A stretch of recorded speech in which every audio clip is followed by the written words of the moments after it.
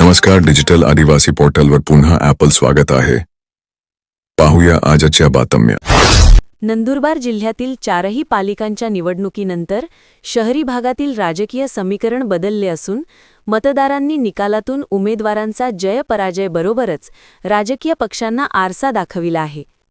या निकालातून मतांच्या टक्केवारीत शिवसेना अव्वल ठरली असून एकही आमदार नसलेल्या राष्ट्रवादी अजित पवार गटानेही आपले स्थान निश्चित करण्यासाठी पाऊल रोवले आहे.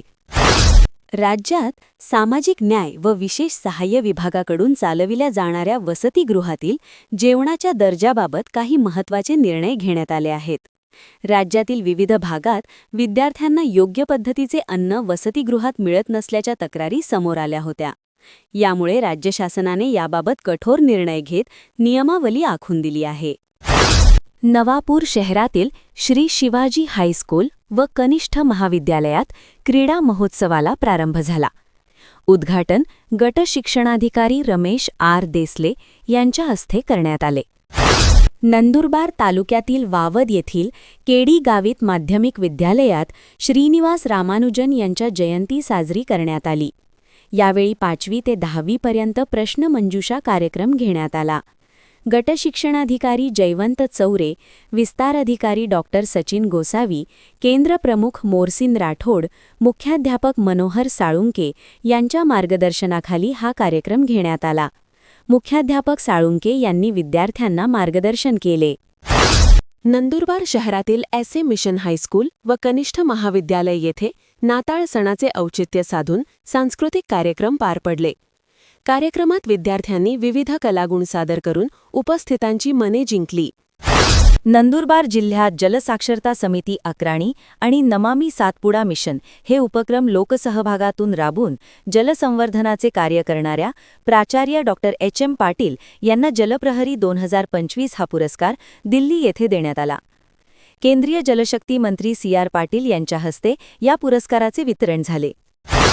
राष्ट्रीय शैक्षणिक धोरणाच्या प्रभावी अंमलबजावणीच्या दृष्टीने आधार कार्डप्रमाणेच विद्यार्थ्यांची स्वतंत्र शैक्षणिक माहिती डिजिटल स्वरूपात साठवण्याच्या उद्देशाने केंद्रीय शिक्षण मंत्रालयाने प्रत्येक विद्यार्थ्यांचा अपार म्हणजे automated permanent academic registry number तयार करण्याच्या सूचना देण्यात आल्या होत्या. यानुसार येत्या फेब्रुवारी-मार्च 2026 मध्ये पार पडणाऱ्या 10वी-12वीचा परीक्षेनंतर विद्यार्थ्यांना त्यांचे मार्कशीट तसेच इतर कागदपत्रे अपार आयडीच्या डिजिलॉकरमध्ये मिळणार आहेत. नंदुरबार तालुक्यातील कोपर्ली येथील इंदाणी विद्यालयात स्काउट गाईड पथकांचे 1 दिवसीय निसर्ग निवास शिबिर पार पडले. शिबिरात 380 स्काउट्स गाईड्ससह शिक्षक सहभागी झाले. अक्कलकोवा शहरासह तालुक्यातील खापर व सातपुड्यातील मोलगी परिसरात उत्पादन शुल्क विभागाच्या परवानगीने काही बियर शॉपी सुरू करण्यात आल्या आहेत, परंतु बारसारख्या सुरू आहेत. यामुळे उत्पादन शुल्क विभागाचे महसूल बुडत असताना त्यांच्याकडून दुर्लक्ष होत असल्याने आश्चर्य व्यक्त करण्यात येत आहे. या बियर शॉपींवर एकीकडे पतीच्या प्रकृतीची काळजी आणि दुसरीकडे थेट नगराध्यक्षपदी मोठ्या मताधिक्याने निवडून आल्याचा आनंद अशा द्विधा स्थितीतच सकाळपासून नंदुरबारच्या नगराध्यक्षा रत्ना रघुवंशी यांनी नागरिकांच्या शुभेच्छा स्वीकारल्या. दुपारी 12 वाजता पालिकेत जाऊन त्यांनी अनौपचारिकरित्या पदभारही स्वीकारला.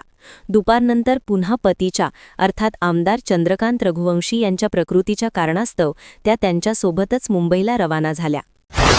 तळोदा येथील नगरपरिषदेच्या निवडणुकीत एकतर्फी विजयी ठरलेला राष्ट्रवादी काँग्रेस अजित पवार गटाच्या लोकनियुक्त नगराध्यक्षा भाग्यश्री चौधरी यांनी निवडून आल्यानंतर पहिल्या दिवशी राजकीय पक्षांचे नेते व नागरिकांच्या गाठीभेटी घेतल्या. मुंबईसह राज्यातील 29 महानगरपालिकांच्या सार्वत्रिक निवडणुकांसाठी आज 23 डिसेंबरपासून अर्ज भरण्यास सुरुवात होत असून महायुती अथवा महाविकास आघाडीत अद्याप युती आघाडीच्या चर्चेचे गुऱ्हाळ सुरू आहे. एकाही महानगरपालिकेत युती आणि आघाडी संदर्भात सत्ताधारी किंवा विरोधकांकडून अद्याप कोणतीही अधिकृत घोषणा करण्यात आलेली नाही. मध्य प्रदेशातील खंडवा येथील काँग्रेस नेते यशवंत सिलावट यास शिरपूर तालुका पोलिसांनी अटक केली. पळासनेर गाव शिवारातील जंगलात डिसेंबर 2024 मध्ये झालेल्या गोळीबाराच्या घटनेप्रकरणी त्यांच्यावर हत्येचा प्रयत्न व आर्म्स ॲक्ट अंतर्गत गुन्हा दाखल आहे. दरम्यान त्यांना आज न्यायालयात हजर केले असता 2 दिवसांची पोलीस कोठडी देण्यात आली. दरम्यान यशवंत शिलावट हे मध्य प्रदेशचे माजी मंत्री हिरालाल शिलावट यांचे पुत्र आहेत. बनावट कागदपत्रांच्या आधारे शासकीय सदनिकेचा लाभ घेतल्याच्या प्रकरणात 2 वर्षाची शिक्षा झाल्यानंतर मंत्रिपदाचा राजीनामा देणारे माणिकराव कोकाटे यांना सर्वोच्च न्यायालयाकडून दिलासा मिळाला आहे. न्यायालयाने कोकाटेंची आमदारकी काढून घेतली जाणार नाही असे म्हटले आहे. त्याचवेळी मंत्रिपद स्वीकारता येणार नाही असा देखील आदेश दिला आहे. धुळे येथील महापालिकेवर 716 दिवस प्रशासक राजवट होती, परंतु आता सार्वत्रिक निवडणुकीची घोषणा झाली असून निवडणूक प्रक्रियेला दिनांक 23 डिसेंबर रोजी सुरुवात होणार आहे. इच्छुकांना 30 डिसेंबरपर्यंत नामनिर्देशन पत्र दाखल करता येणार आहे. शिंदखेडा नगरपंचायतमध्ये एकूण 17 पैकी 11 जागांवर विजय संपादन करून बहुमत मिळविले आहे.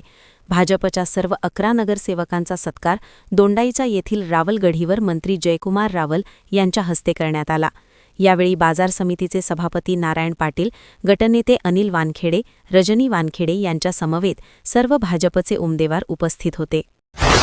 धुळे येथील डॉक्टर रवी वानखेडकर यांना वैद्यकीय क्षेत्रातील निस्वार्थी सेवा, प्रभावी नेतृत्व व उल्लेखनीय योगदानाबद्दल प्रतिष्ठित डॉक्टर BC रॉय स्मृती JIMA व्याख्यान पुरस्कार प्रदान करण्यात आला. या पुरस्कारात सुवर्णपदक व प्रशस्तीपत्रकाचा समावेश आहे. हा सन्मान कोलकाता येथे बंगाल राज्य IMA यांच्या वतीने आयोजित वार्षिक JIMA शास्त्रीय परिषदेत प्रदान करण्यात आला.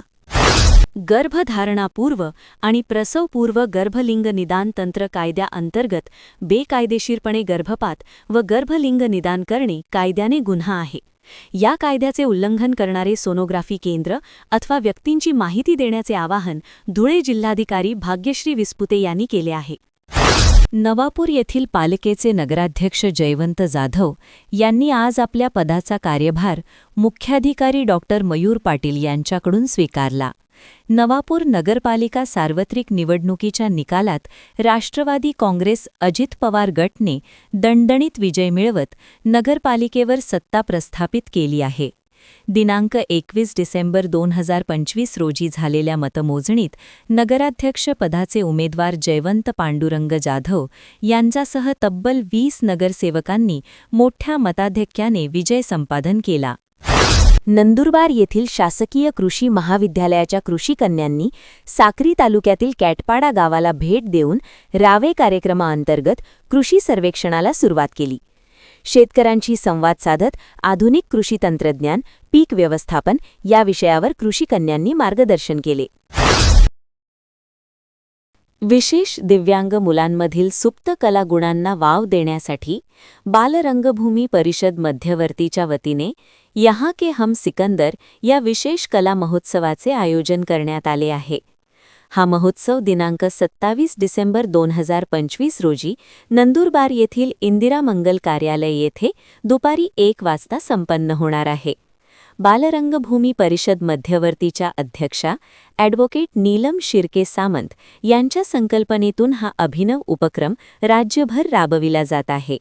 दिव्यांग बालकलाकारांना सांस्कृतिक रंगमंच उपलब्ध करून देणे आणि त्यांच्या आत्मविश्वासात भर घालणे हा महोत्सवाचा मुख्य उद्देश आहे. नंदुरबार नळवे रस्त्यावरील एका वळणावर भरधाव वेगातील एक मालवाहू टेम्पो अनियंत्रित होऊन रस्त्याच्या कडेला पलटी झाला. या अपघातात टेम्पोचे किरकोळ नुकसान झाले असले तरी सुदैवाने कोणतीही जीवितहानी झाली नाही. मिळालेल्या माहितीनुसार सदर टेम्पोचा क्रमांक नाही हा नंदुरबारकडून नळवेच्या दिशेने जात होता. एकता नगरच्या पुढे नळवा गावाजवळ एक वळण रस्ता आहे. या रस्त्याच्या कडेला असलेल्या तीव्र उतारामुळे टेम्पोत असलेल्या गायीचे वासरू एकमेकांवर आदळले व यामुळे चालकाचे नियंत्रण सुटले आणि टेम्पो थेट रस्त्याच्या बाजूला असलेल्या खड्ड्यात जाऊन पलटी झाला. अपघाताची माहिती मिळताच स्थानिक नागरिकांनी घटनास्थळी धाव घेतली. चालकाला किरकोळ दुखापती वगळता गंभीर इजा झाली नाही, परंतु टेम्पोचे नुकसान झाले व या टेम्पोमध्ये असलेल्या लहान लहान गायीचे वासरूंनाही कुठल्याच प्रकारची इजा झाली नाही. त्यांना सुरक्षितरित्या बाहेर काढण्यात आले. घटनेमुळे रस्त्यावर बराच वेळ पाहणाऱ्यांनी गर्दी केली होती. थोडा वेळ तेथे वाहतुकीची कोंडी झाली होती, पण लगेचच स्थिती पूर्ववत झाली. वाहतुकीचे नियम पाळण्याचे आवाहन स्थानिक प्रशासनाकडून करण्यात आले आहे. साक्री पोलीस व स्थानिक गुन्हे शाखेच्या संयुक्त कारवाईत साक्री व पिंपळनेर पोलीस ठाणे हद्दीतील शेतातून कापूस, सोयाबीन व बाजरी चोरी करणाऱ्या टोळीला जेरबंद केले. आरोपींकडून एकूण 9,85,500 रुपये किमतीचा मुद्देमाल जप्त करण्यात आला. तसेच गुन्ह्यांची उकल करण्यात आली आहे. अशाच नवनवीन बातमीसाठी आपल्या यूट्यूब चॅनल डिजिटल आदिवासी पोर्टलला सबस्क्राईब करून घ्या.